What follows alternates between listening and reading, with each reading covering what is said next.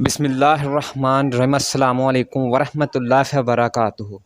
حضرت ابو ہریرہ رضی اللہ تعالیٰ عنہ روایت کرتے ہیں کہ نبی کریم صلی اللہ علیہ وآلہ وسلم اچانک ایک دن لوگوں کے پاس تشریف لائے اور آپ کی خدمت میں ایک فرشتہ بصورت مرد حاضر ہوا اور کہا ایمان کیا ہے؟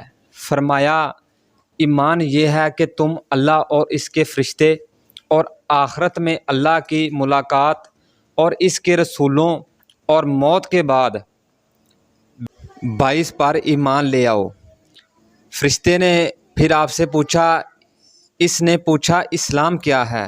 فرمایا اسلام یہ ہے کہ تم اللہ کی عبادت کرو اور اس کا شریک نہ بناؤ، نماز قائم کرو اور زکوٰۃ جو فرض کی گئی ہے ادا کرو اور ماہ رمضان کے روزے رکھو۔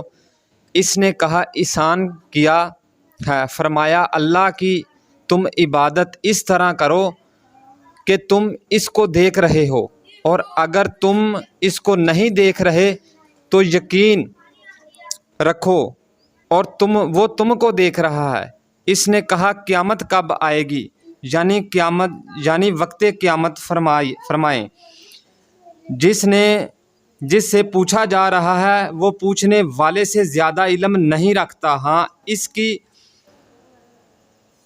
علامت تجھے بتا دیتا ہوں، وہ یہ ہے کہ جب لونڈی مالک کو جنم دے دے گی اور سیاہ اونٹ کے چراہاں بلند عمارتوں پر بلکہ فخر کریں گے۔